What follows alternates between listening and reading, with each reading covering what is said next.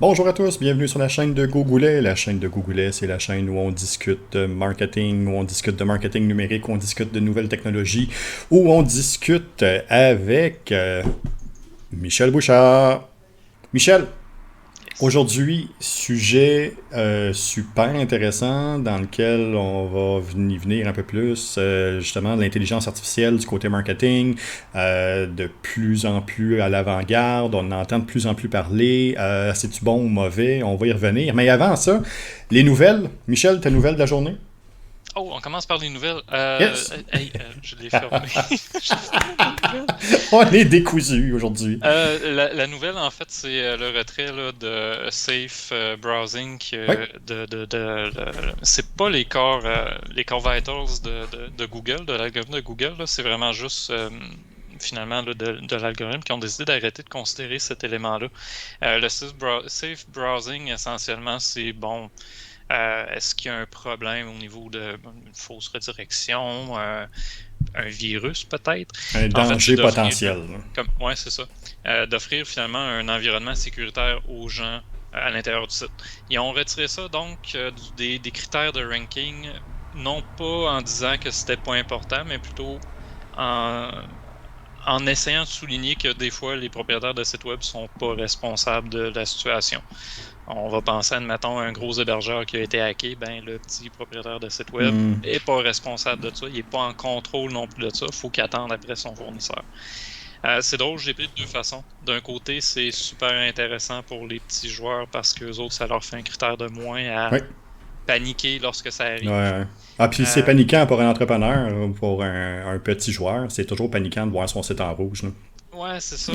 Mais tu sais, de l'autre, c'est justement, pour pas que ça arrive, moi j'aimais bien que ça soit mis de l'avant juste Ouais. pour donner l'incitatif d'aller vers des fournisseurs de qualité, vers des agences qui ont une certaine éthique de travail pour Ouais. éviter ce genre de problème-là. Fait que Mhm. d'un bord, je trouve ça bien. De l'autre, je suis pas sûr que ça éduque les gens dans la bonne direction. Mais voilà, c'était ça ma nouvelle. Donc, qu'on a retiré le safe browsing des critères de ranking. Parfait. De mon côté, ma nouvelle, ben, on est dans l'intelligence artificielle. Fait que j'utilise un peu ça. Il y a une enquête qui a été déclenchée à propos du Parti libéral du Canada qui utilise la technologie de reconnaissance faciale pour être capable de faire des études sur les prochains candidats du PLC. Je suis pas là pour dire si c'est bien ou c'est mal, mais je suis là pour dire que c'est là qu'on est rendu. On est en train de le faire présentement. Puis la Chambre des communes se pose aussi de sérieuses questions sur le côté éthique de la chose, Ouais. étant donné que c'est quelque chose qui est pas encore très en place partout au Canada, qui est encore dans une zone grise au point de vue de la législation. Donc, le PLC lui-même l'utilise pour ses propres candidats. Donc, on est en train là, de se questionner. Donc, c'est en cours présentement. Il y a vraiment une enquête là, qui est de ce côté-là. Fait qu'on va pouvoir suivre ça, suivre le dénouement, surtout que ça sent les élections. Ouais, pas mal. Tu sais, d'un bord, moi, je trouve ça intéressant parce qu'on arrive à un niveau où la technologie nous permet, bon, la Oui, reconnaissance faciale des gens qui vont aller voter. Fait qu'on est peut-être rendu à, tu sais, on sera pas obligé de traîner 3 documents pour prouver notre adresse, ou affaires de même. oui, Ils vont juste voir notre face. Puis de toute c'est façon, ça. on a mis notre photo sur Facebook, là, notre face est partout. C'est en plein ça. Euh, de l'autre, par contre, au niveau éthique, au niveau réception sociale de la chose. Je suis pas sûr qu'on est rendu à une Je pense pas, maîtrise hein. suffisante pour utiliser ça, surtout qu'on sait pas tout à fait comment les données vont être utilisées encore. Puis ça, c'est toujours le nerf de la guerre avec les intelligences artificielles. Qu'est-ce qu'ils Oui. font avec les données? Comment ils les prennent pour s'éduquer, pour prendre. T'sais, Je en pense plus, c'est que. politique, là. Fait qu'il y a de l'influence à quelque part qui va être là, qui va se mêler à tout ça. Ah, c'est Je clair. pense que c'est ça qui est dérangeant.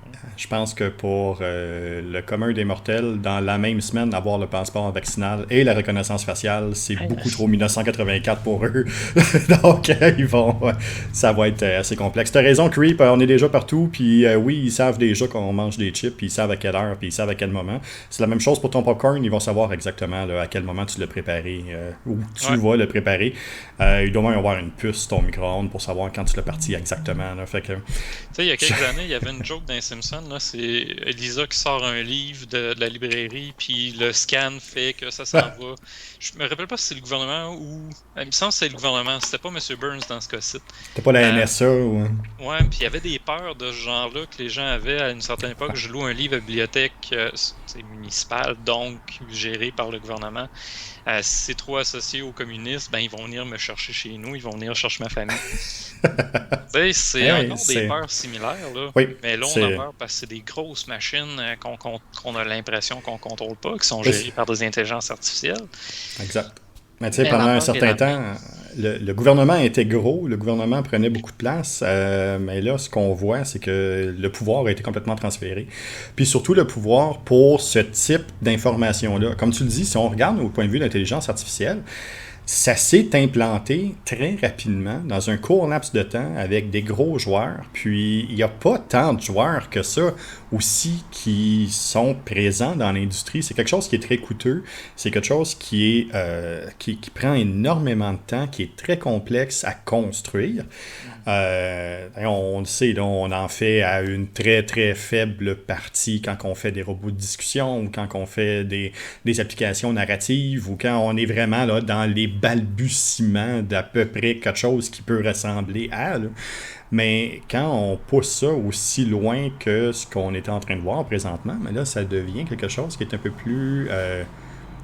difficile à gérer, puis difficile à comprendre aussi pour le commun des mortels. Les Simpsons savent... les informaticiens pour les comprendre. Là. Oui. Puis même, eux-mêmes, des fois, vont publier, on le sait plus ce qu'ils font, nos intelligences artificielles, on a de la misère à les suivre. Exact. L'histoire fameuse là, de celle qui avait développé son propre langage. Oui. Moi, je trouve ça trippant, mais en même temps, je comprends c'est inquiétant. Non, c'est ça. On trouvait ça inquiétant. Ben oui, tout à fait. J'ai Creep Québec qui dit dans le chat de toute façon, les Simpsons savent voir le futur. Ouais. Après tout, dans un vieil épisode, Trump était déjà président. Il y a pas seulement Trump, hein? Il y en a beaucoup d'autres événements de ce genre-là que les Simpsons ont prédit.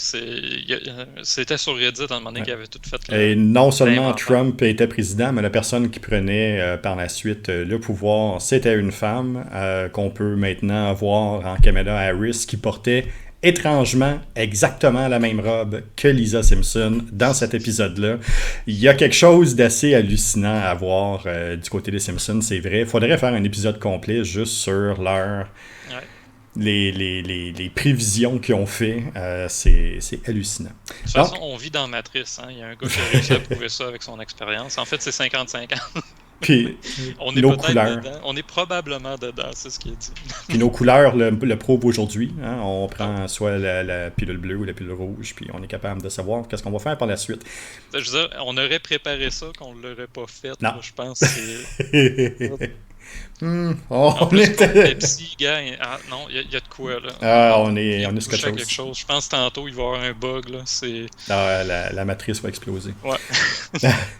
Michel, l'intelligence artificielle, bon, mauvais, surtout du point de vue marketing, parce que je veux pas m'égarer dans toutes les autres sphères d'activité, mais du point de vue marketing. Intelligence artificielle, bon, mauvais, pour toi, qu'est-ce que t'en penses? Ça dépend comment on l'utilise, puis pourquoi on l'utilise. C'est tannant, on en revient tout le temps avec on revient au pourquoi, hein? C'est fatigant, ça. Je pense que c'est ça le nerf de la guerre, parce que il y a eu Cambridge Analytica, évidemment, avec toutes les données qui sont allées chercher. Ça peut devenir un outil prédictif extrêmement dérangeant pour certains. Puis pour la sphère politique, oui, moi je suis d'accord que ça peut être dérangeant parce que je vais juste penser à gerrymandering aux États-Unis, que ça s'appelle là. Le jeu sur les différentes circonscriptions là, qui vont vous faire bouger pour essayer d'aller chercher le maximum de votes. Oui. Pour ce genre de choses-là, moi je trouve ça dérangeant. Mm-hmm. De l'autre côté, si je pense purement marketing éthique, pour mieux cibler la publicité, pour faire en sorte que je ne sois pas inondé de trucs, de contenus, de produits, de services qui ne m'intéressent pas et qui ne me serviront pas. Ouais. Why not? Je trouve ça super intéressant. Mm-hmm. Par contre, avant d'aller plus loin, Jean-François, juste pour le commun des mortels, puis même pour nous, la différence entre une intelligence artificielle, le machine learning, un algorithme, c'est quoi tout ça? Je te piège tout ce que je t'ai dit? Ou... Non, c'est que j'ai la bonne définition ici. Là. C'est juste, c'est parce que c'est pas simple. Hein? Bon. Non, puis c'est pas les mêmes choses. C'est pas pour rien que je te le demande, parce que souvent on va confondre algorithme et intelligence artificielle. Ouais. On l'a déjà vu même avec certains projets nous-mêmes. Puis même machine learning. Mais à quelque part, il y en a deux que c'est des méthodes, puis un autre que c'est un concept. C'est un concept, c'est ça. Qui va utiliser ces méthodes-là. Fait que c'est ça. Je te laisse aller si tu veux, sinon moi j'avais un petit speech rapide.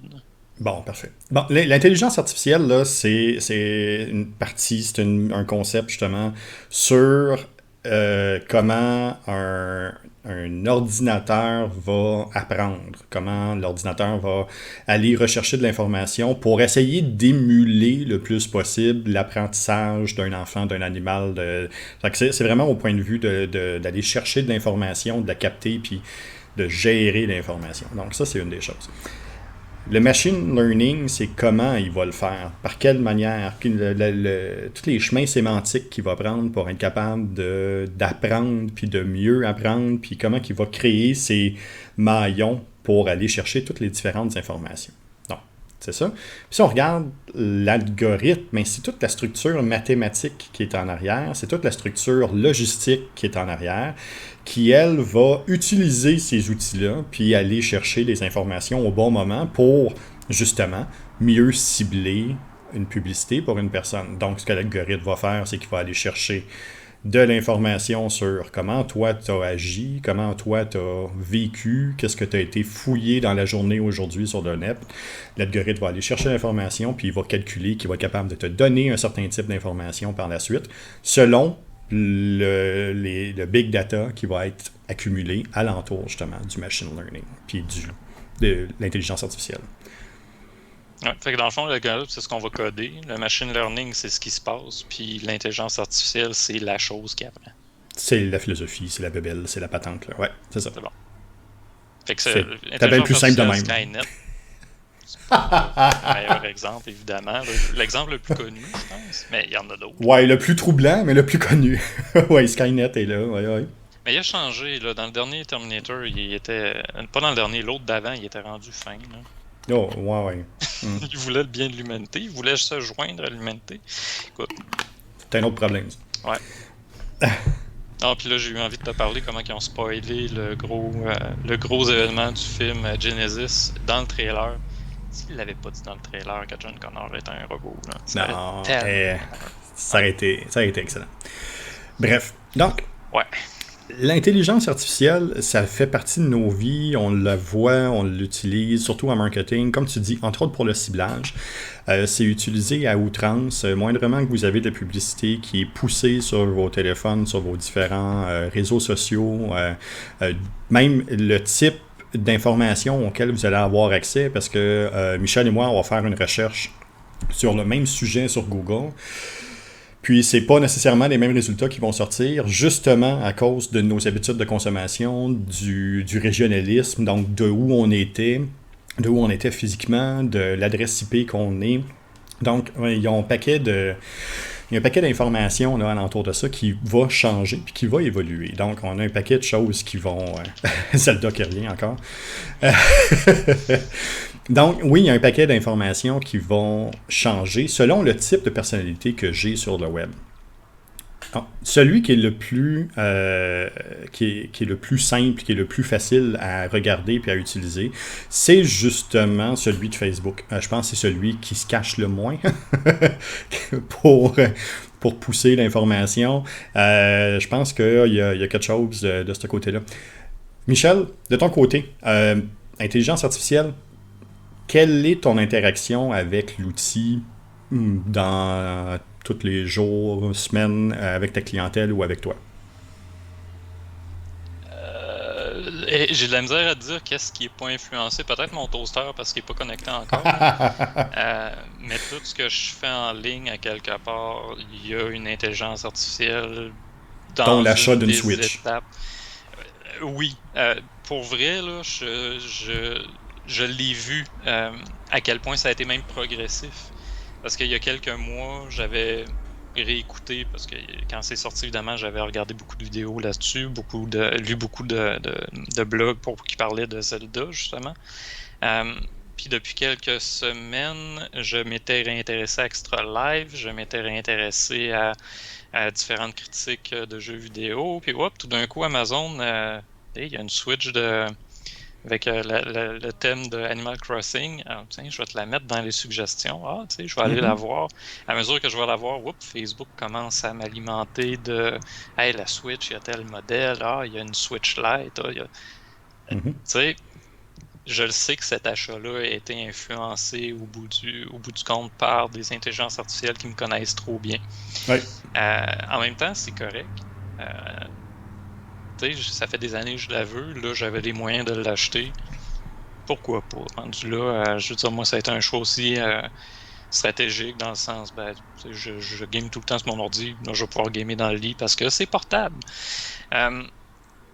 Fait que quelle sphère de mon travail n'est pas influencée quelque part ou même de ma vie personnelle n'est pas influencée par l'intelligence artificielle? Écoute, c'est peut-être de plus en plus difficile parce que peu importe ce qu'on fait, il y a quelque chose à quelque part qui a été calculé, puis c'est plus juste par un humain avec sa calculatrice. Là. Oui.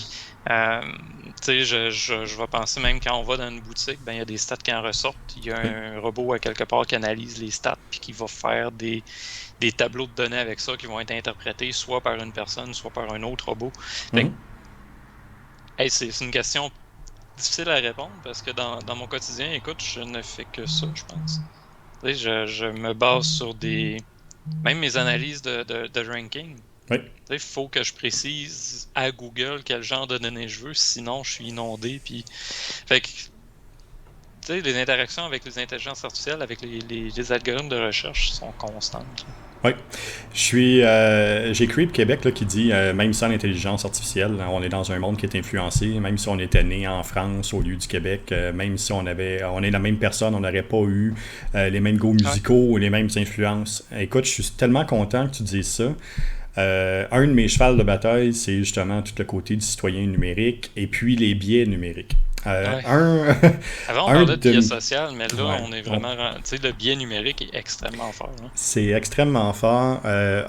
Une des influenceuses que dans le milieu que j'aime lire et suivre particulièrement, c'est Cathy O'Neil. Cathy O'Neil, là, c'est une docteure en mathématiques de Harvard qui s'est occupée pendant plusieurs années justement là, du département du MIT sur les différents algorithmes sociaux.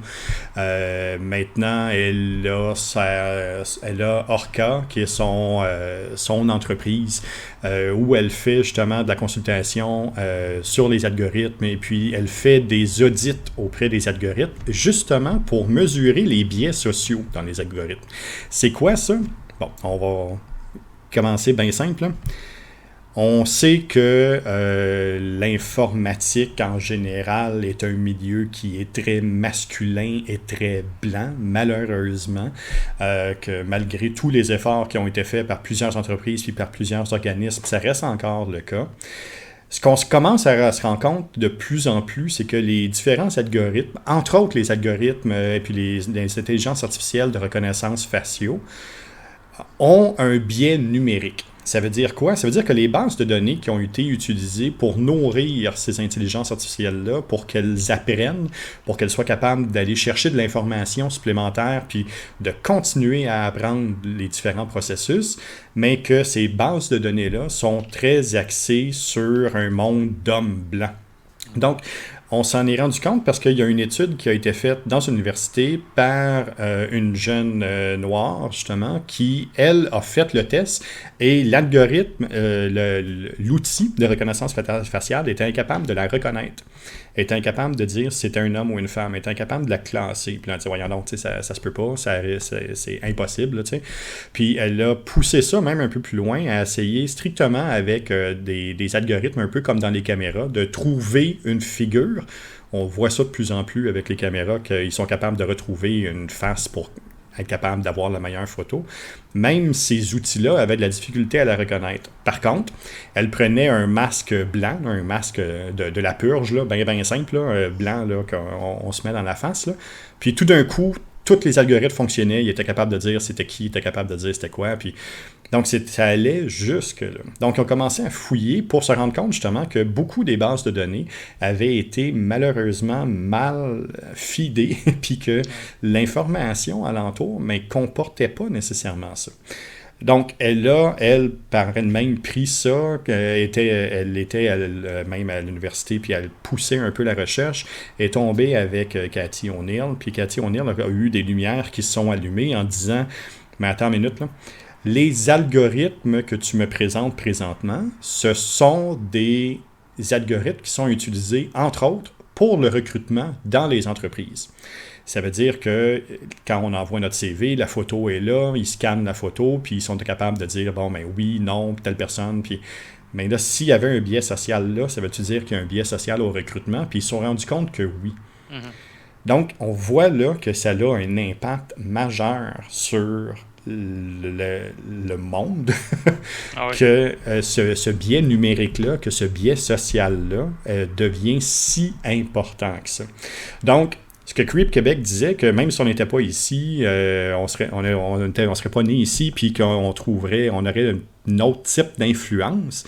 Mais c'est extrêmement vrai, d'autant plus que maintenant, il y a plusieurs organismes qui essayent de créer une norme internationale, une espèce de norme ISO pour l'intelligence artificielle et la reconnaissance faciale, pour que les données, justement, soient prises un peu partout dans le monde, pour qu'on soit capable d'avoir au moins une équité ou un équilibre sur autre chose que juste l'homme blanc, ben straight, qui est tout le temps représenté. Fait que ça a eu un méga impact. Et puis, on le voit encore, et on le voit entre autres sur les réseaux sociaux, on le voit encore dans plusieurs systèmes, puis dans plusieurs organismes. Il n'y a pas beaucoup d'entreprises qui ont emboîté le pas. Google a dit qu'il était pour faire des changements. Facebook s'en sac carrément. Microsoft a dit qu'il était pour faire des changements, entre autres pour les différents logiciels qu'ils ont pour le recrutement. Par la suite, les moyens joueurs de l'industrie se sont pas trop prononcés, mais il y a plusieurs organismes, il y a plusieurs entreprises qui ont complètement passé à côté et qui ont dit, ben nous autres c'est ça, puis c'est tout, puis on fait absolument rien pour changer ça. Ouais. Je me souviens même d'une certaine époque, la Kinect, quand elle est sortie. Oui. L'appareil lui-même avait été créé avec des modèles de personnes avec une couleur de peau plus pâle. Puis il y avait beaucoup de personnes de couleur qui arrivaient et qui essayaient d'utiliser ça, puis ça fonctionnait juste pas. Oui. La Kinect les voyait pas, confondait leur peau avec le fond. Oui. Sachant ça, moi ça me surprend zéro que les algorithmes qui feed les intelligences artificielles soient influencés par l'humain. C'est peut-être ça que je trouve rassurant en même temps. Oui. Les gens ont peur de perdre le contrôle sur les intelligences artificielles, mais on se rend compte, ben non, les biais qui se retrouvent dans les intelligences artificielles souvent proviennent des humains qu'ils ont créés et non pas de l'intelligence artificielle elle-même. Oui. Fait que c'est un peu... Tu sais, des fois, je me demande à quel point c'est pas l'intelligence artificielle fait juste pas reproduire des biais qu'on a déjà dans la société. Mais c'est ça. Tu sais, le fameux post 2001, septembre 2001, là, c'était... je veux dire, il y a eu le triage qui se faisait dans les aéroports. OK, tu as l'air un peu trop foncé. Ben, immédiatement, on t'associe à un terroriste. Écoute, ça se retrouve malheureusement aussi dans des IA. Je regardais récemment un documentaire là, qui est sorti sur des... je veux pas les nommer, mais écoutez, cherchez sur Google, vous allez en trouver. Là, c'est pas très long. Il y a des articles qui sont sortis là-dessus, même très récemment. Des corps de police qui utilisent l'intelligence artificielle pour prédire des crimes. Oui. Mais finalement, on se rend compte que c'est des jeunes qui vivent dans des quartiers pauvres, qui ont des contextes sociaux difficiles. Puis je dis des jeunes, là, jusqu'au primaire, là. Ils vont prendre les notes dans les écoles, ils vont prendre l'environnement de cette personne-là, ses relations, pour finalement arriver à un résultat de cette personne-là est à risque de devenir une criminelle. Oui. Puis ils vont... je vous laisse aller le découvrir, là. Il y a un documentaire qui circule, là. Mais c'est de l'abus clair. qui provient finalement d'un algorithme qui a été influencé par des décideurs. Mais c'est en plein ça, on l'a vu, tu l'as dit d'emblée avec l'algorithme les deux algorithmes, les deux intelligences artificielles qui se sont parlé puis qui ont créé un langage entre eux. Avant ça, juste un peu avant ça, on a eu le robot Twitter ils ont créé un robot pour être capable de discuter avec les gens sur Twitter. Puis ce robot-là, justement, avec l'intelligence artificielle, avec le machine learning, il était capable d'apprendre, puis il était capable de répondre aux différentes personnes. Écoute, ça a même pas pris 5 heures que c'était devenu une Karen raciste, de droite, ultra extrémiste, qui haïssait tout le monde puis qui était rendu sociopathe au bout. Là. Ça a été vraiment très rapide parce qu'elle a appris des gens qui, eux, communiquaient avec, puis que comme, l'être humain est, hein, les premiers mots qu'on apprend d'une autre langue, c'est rarement comment est-ce que tu vas, puis ton niveau d'empathie, comment qu'il est. Là. C'est rarement ça qu'on apprend. On apprend plus souvent des mauvais mots, on apprend plus souvent des mots, des injures. Donc, c'est exactement ce qu'elle a fait. C'est une expérience sociale super intéressante, je trouve, parce que ça montre aussi... Là, c'est une intelligence artificielle. Oui. Mets une personne à la place. Je suis persuadé que le résultat va être la même affaire. Oui. On se fie de notre environnement, on s'alimente de comment les autres communiquent avec nous. Puis même, on a beau être la meilleure personne au monde, avec les meilleures intentions au monde, s'il y a juste de la toxicité autour de nous, ça se peut qu'on vire un brin toxique. Fait que l'expérience, je la trouve super intéressante au point de vue, IA, comment elle a appris. Ça nous en dit beaucoup sur Twitter aussi, hein, le type d'environnement qui est offert par Twitter. Mais sur nous-mêmes, je trouve que ça en dit beaucoup. Oui. Autant que l'intelligence artificielle s'est laissée influencer, autant que nous-mêmes, on va se laisser influencer par notre environnement. Oui. La preuve étant juste les spotted de Facebook. Ah oui, mais c'est en plein ça, là, on le voit. Parce que quelqu'un qui a l'air bien intentionné peut se ramasser à virer complètement toxique, c'est bien là. Puis ça prend pas 10 commentaires, ça en prend 2. Là. Oh oui. Un même, des fois. T'as une réponse bête, mais tu y réponds tout aussi bête. Là. C'est en plein ça. Donc, c'est ça, on est vraiment dans cet environnement-là. Si on regarde au point de vue marketing, c'est sûr qu'il y a plusieurs marques là, qui vont utiliser l'intelligence artificielle. On le voit, entre autres, dans les robots de discussion. Bon, là maintenant, on a tout le débat. Est-ce qu'on peut rentrer ça dans l'intelligence artificielle ou est-ce que c'est un outil de sémantique strictement? J'ai tendance à les mettre pas bien loin, justement, pour qu'on soit capable de mieux saisir. Là. Mais je pense que les robots de discussion qui sont présentement utilisés sont quand même assez performants, puis ils vont offrir une option intéressante pour des marques qui veulent être très présents sur les réseaux sociaux. C'est pas vrai que ton gestionnaire de communauté peut officiellement être présent 24 heures sur 24 puis répondre à tout le monde. Là. C'est carrément impossible. Donc, ça vient au moins alléger un peu ce travail-là. On a Creep Québec qui dit dans le chat Twitch, il recommande des chaînes. Totalement. Puis c'est ça. Puis ça aussi, ça en est. Là. Puis probablement, Michel a été victime de ça. Mais probablement, la meilleure intelligence artificielle pour être capable de recommander des produits sans qu'on s'en rende compte trop, c'est Amazon. Les deux qui sont là, Amazon, Netflix, sont probablement les deux qui sont les plus justes et puissants à la fois. Puis c'est un peu épeurant parce que c'est ceux-là où on se méfie le moins. Puis sur Amazon, parce qu'ils nous connaissent bien, c'est ça ils nous connaissent très très bien. T'sais, on se méfie pas parce qu'en même temps, ça répond exactement à nos besoins. Je reviens souvent avec l'exemple du gars qui va chialer qu'il voit trop de contenu LGBT dans son fil. C'est parce que peut-être que tu en consultes beaucoup puis que ça t'intéresse à quelque part ou que tu as consommé des choses qui... Ouais. Ça, écoute, le nombre de politiciens qui se font pogner après avoir eu des discours anti-LGBT puis finalement... On peut chialer contre ce genre de choses-là, mais en même temps, ça répond exactement à ce qu'on fait. Oui. Fait que ça revient encore à... C'est pas vrai oui, il y a de l'influence qui peut venir. Oui, ça m'a influencé toutes les pubs que j'ai vues autour de la Switch, c'est clair. Mais la décision te revient. La décision me revient, mais en même temps, ça répond aussi à ce que moi j'ai feedé à ces algorithmes-là, à ces intelligences-là. C'est pas quelque chose qu'ils ont inventé à partir de zéro. Non.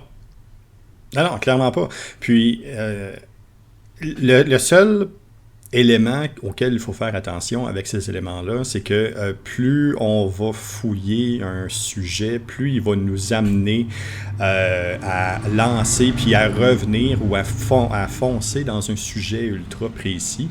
Donc, ça peut devenir à ce moment-là un peu plus problématique parce qu'il va me montrer strictement ce que je veux. C'est en plein ça. Il va me montrer strictement ce que je veux entendre et rarement son contraire.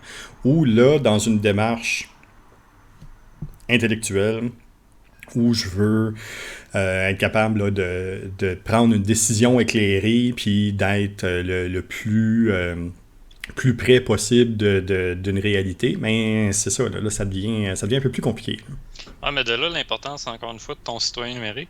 Oui. Parce que dès qu'on le sait, dès qu'on en est conscient de ça, c'est possible d'en sortir, c'est possible de faire des recherches qui vont nous amener ailleurs, admettons. Mais encore une fois, c'est moi qui feed l'information pour l'avoir.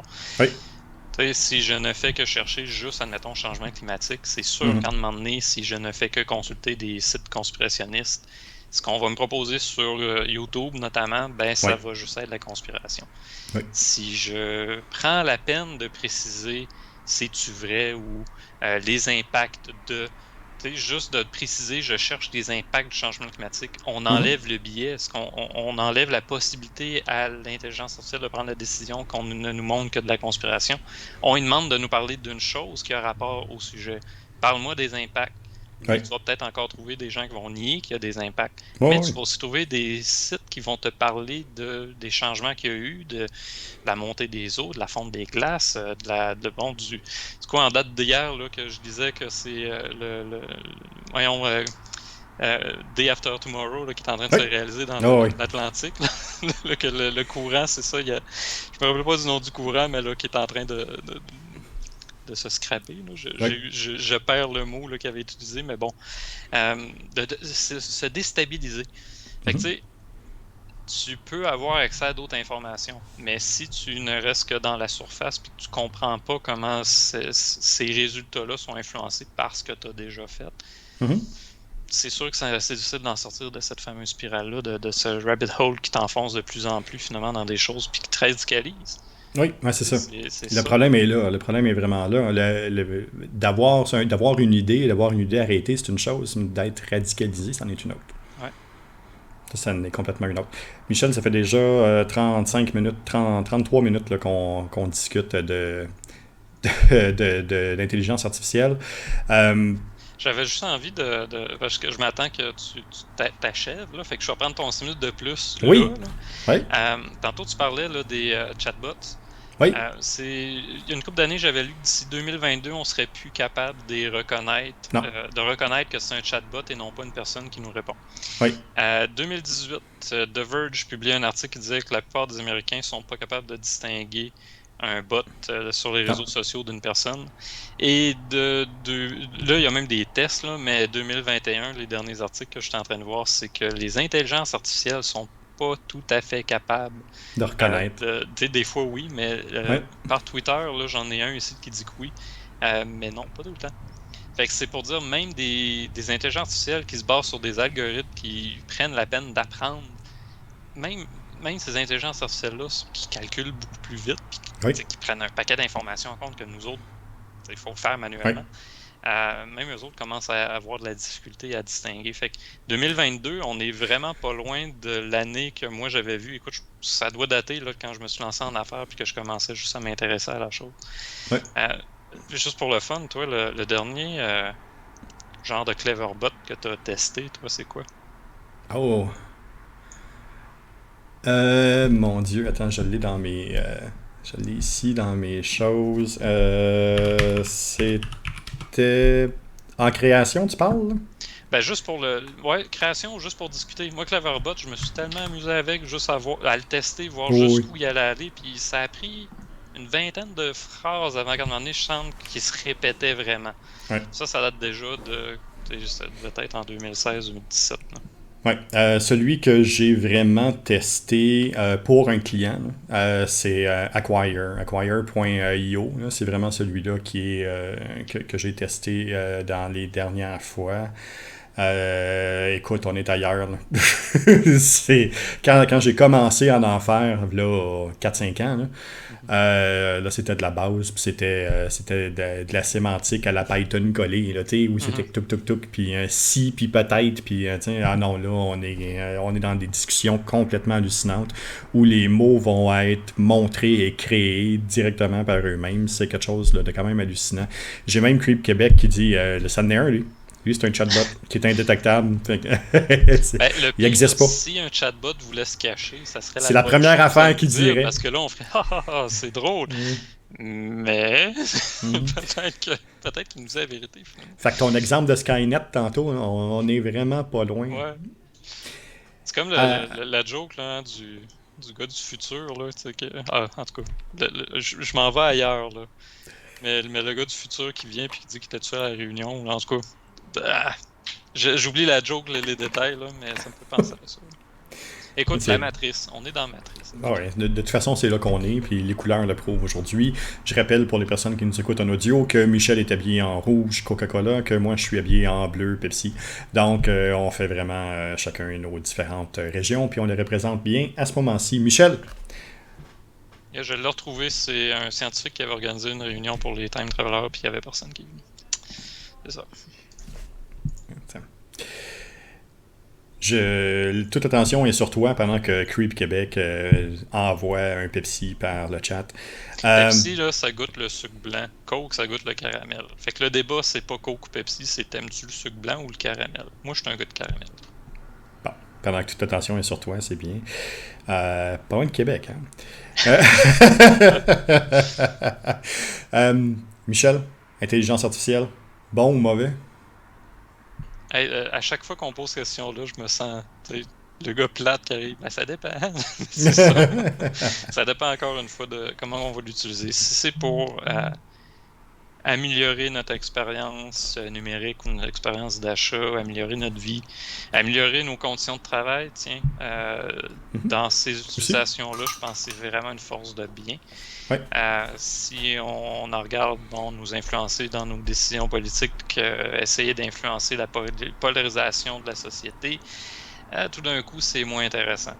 Tu sais, les grands débats, t'as-tu déjà écouté les grands débats avec, tu sais, ils mettent, admettons, l'Église d'un bord, puis des scientifiques de l'autre, puis qui essaient de dire la religion, Ouais, c'est ouais. une force de bien ou de mal, puis eux autres arrivent avec c'est bien ou c'est mal, puis ils sont campés dans leur position. Euh, pour l'intelligence artificielle, j'aurais de la misère à dire que je suis d'un bord ou de l'autre, parce que je comprends les arguments d'un côté comme de l'autre. Là. Oui, non, je suis d'accord avec toi. C'est un bel outil qui a un fort potentiel, qui peut nous amener bien l'utiliser complètement ailleurs, puis faire quelque chose d'extraordinaire, mais faut que le biais social soit rétabli pour pas que ça Ouais. devienne un biais numérique trop engageant, puis trop malencontreux, pour qu'on soit capable de penser à autre chose. À une certaine époque, là, c'était Civilization Call to Power qui avait la possibilité de créer une technocratie. À l'époque, là, c'est là que j'allais. Parce que l'argument de on délaisse des décisions Ouais. qui nous permettent après, ou on délaisse de la gestion qui nous permettent en tant qu'humanité d'aller plus loin. Je suis 100% là-dedans. Oui, il faut aller là. Le capitalisme à l'état pur, c'était de créer de l'automatisation pour qu'on travaille moins puis qu'on profite plus de la vie. Si c'est ça l'objectif, allons-y à fond. Si l'objectif, c'est de manipuler les gens, de les amener à finalement d'influencer leur façon de percevoir leurs opposants politiques comme étant des ennemis et non pas comme étant des gens qui ont une opinion différente.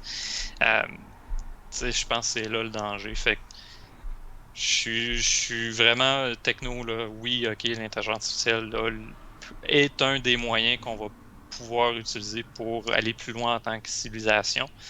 Mais je vois comment elle est utilisée en ce moment par les plus puissants, puis ça m'inquiète. Les policiers qui s'en servent un peu comme dans le film de Tom Cruise dont j'ai oublié le nom, là, moi ça me dépasse. Oui, ouais, ça c'est peut-être pas nécessairement là, vers ça qu'on devrait aller. Si on l'utilisait comme outil d'éducation pour encadrer les gens qui sont identifiés puis ciblés, pour leur donner des outils supplémentaires pour se développer puis aller plus loin, why not? Mais là, on s'en sert pour la répression. Fait que C'est moins intéressant. c'est beaucoup moins intéressant. Puis moi, je trouve ça inhumain. Là. Mais bon, on rentre pas là-dedans. Là. Écoute, c'est le moment de l'infâme pot qui va nous dire, on parle de quoi vendredi prochain? On va parler d'un autre sujet, un autre sujet qui est pigé dans notre infâme pot. Rappelons qu'on a 70 sujets dans ce pot-là qui ont été écrits par Michel et moi au début de la saison, qui se garochent un peu à gauche et à droite, mais qui étrangement font beaucoup trop de sens. Il y a une continuité bien étrange depuis le début. Puis là, tu vois, on retourne dans quelque chose de beaucoup plus concret. Un taux de rebond élevé sur un site web, c'est nécessairement mauvais. Ah, ça va être le fun. Ça, on est de ton côté directement. Ouais, mais tu sais, je veux dire, on en parle quand même régulièrement, toi puis moi, parce que Oui. le réflexe des gens, souvent, c'est « Hey, non, un taux de rebond élevé, c'est pas bon, sauf... » Tu sais, ça dépend de ce que tu veux faire. Ça puis dépend, hein, pourquoi, là. c'est en plein ça. Parce qu'il faut pas te faire peur avec un taux de rebond de 90% si tu réussis à avoir full le client avec quand même. Ben, Si au c'est ça. contraire, tu as un taux de rebond de 0% parce que tout le monde s'en va sur l'autre page, puis s'en va après sur cette page. Fait que quoi ça te donne d'avoir 0% de taux de rebond? Fait que en plein ça. ouais, j'ai bien hâte. Ah, ça va être une autre belle discussion. On retourne drôle, là à quelque chose. Parce que tu sais, c'est aléatoire, c'est de la chance. Oui. Mais à quelque part, tu dis que le pot nous amène avec une certaine logique d'un sujet à l'autre. Je trouve ça drôle quand même parce que c'est nous autres qui avons influencé le contenu du pot. Fait qu'à quelque part, est-ce que le hasard ou l'algorithme qui est utilisé, qui est le hasard dans le choix des sujets du pot, n'a pas été influencé par l'humain? J'essaie de faire un lien avec l'intelligence artificielle. Mais tu sais que influence, l'intelligence artificielle, l'algorithme, c'est quelque chose d'aussi de base que de la mathématique de hasard. C'est aussi ça. Là. C'est simplement de calculer des peut-être, puis des if, puis des si, puis c'est vraiment juste ça. Là. C'est simplement ce calcul-là. Pige plus creux dans le pot, nécessairement, c'est des papiers un peu plus lourds, donc le sujet est un peu plus long. En tout cas. Ah oui, ben, c'est ça. Donc, tout ça est là. Donc, oui. Tout est dans tout, comme tu dis, Jean-François. Tout est dans tout. On perd rien. Rien ne se perd, rien ne se crée. Tout se transforme, puis tout est dans tout. Pas mal avec ça que je vis, généralement. Michel, 42 minutes, presque pile. Mot de la fin. C'est le fun des intelligences artificielles, quand c'est bien utilisé. Quand c'est bien Coke, utilisé. c'est meilleur que Pepsi. Encore là, je t'entends pas. Ouais. On dirait que tu parles des Nordiques. C'est bizarre, hein? Ça marche pas. Fait que, un probablement... fan des Canadiens qui aiment moins le Coke que le Pepsi, écoute, moi, il y a une étude à faire là-dessus. Une étude sociale à faire là-dessus. Montréal était très Pepsi pendant longtemps, puis je viens de là. Fait que, ouais, il y a des bonnes chances. Creep Québec, ben oui, c'est déjà fini. Nos podcasts, c'est des petits 40 minutes comme ça. On en fait plus souvent dans la semaine. Mais on prend du temps sur notre travail quotidien pour faire ce petit aléa, puis passer du temps avec vous, puis passer du temps avec les personnes dans le chat pour discuter. Puis, tout sujet qui touche au marketing numérique, tout sujet qui touche au marketing traditionnel, tout sujet qui touche au web, n'hésitez pas, donnez-nous vos commentaires, donnez-nous vos commentaires sur Twitch, donnez-nous vos commentaires sur la chaîne YouTube, envoyez-nous des informations sur les réseaux sociaux. Vous avez un sujet que vous voulez qu'on parle, vous connaissez quelqu'un qui a un sujet que vous voulez qui aimerait qu'on parle, mais dites-le à vos amis, dites-le aux différentes personnes. Ça va nous faire plaisir de discuter de ce sujet-là, même de faire des hors-séries. On a plusieurs podcasts qui ont été hors-série, qui n'étaient pas des sujets qui étaient pigés dans un pot, mais qui étaient plus des événements. On a fait un d'ailleurs là, avec la petite équipe. On a fait un d'ailleurs pour Star Wars. On a fait qu'un aussi pour la journée des geeks. Je vous invite à aller les voir sur YouTube. C'est toujours quelque chose qui est bien drôle à faire. On va être dû d'ailleurs pour en faire un. Ça risque peut-être d'aller avec nos horaires aux fêtes 2022. On va pouvoir regarder ça. D'ici octobre, parce qu'en octobre, j'ai pas encore rempli mon horaire. Fait. Ah, tu vois. Mais attends, j'ai quelques jours de vacances dans 2 semaines. À mon retour, je vais te booker ça, tu vas voir. Ouais, je m'attends que ça va se booker, ça c'est c'est clair. Creep Québec, merci d'avoir été dans le chat. Merci à toutes les personnes qui sont dans le chat, qui nous ont suivis. Michel, si on veut te rejoindre? Michel à Remusa.tech, puis lundi prochain à 16h pour j'allais dire le sketch podcast, mais ça c'est le mercredi aux 2 semaines. Lundi c'est le sketch podcast, qui ressemble un peu. mais où on va finalement continuer la discussion sur les intelligences artificielles, mais peut-être amener ça plus justement du côté des petites entreprises, comment ça peut les aider. Je vais essayer d'être plus positif et pas parler de Skynet lundi. De mon côté, Gogoulet, vous tapez ça sur Google, vous allez tomber sur une de mes plateformes. Je suis pratiquement sur toutes les plateformes. Vous pouvez nous suivre sur Twitch, vous pouvez nous suivre sur TikTok, vous pouvez nous suivre sur YouTube. Puis on est en audio pour les personnes qui veulent pas nous voir la face ou voir les chandails de Michel. Vous pouvez nous suivre en audio sur toutes les plateformes audio, Spotify, Google Podcast, Apple Podcast, Amazon Music. On est sur pratiquement toutes les différentes plateformes de podcast audio. Je vous invite à nous suivre là aussi. Michel, merci pour la semaine. Merci pour le podcast. On se revoit très bientôt. Personne dans le chat. Merci beaucoup. À la prochaine. À la prochaine.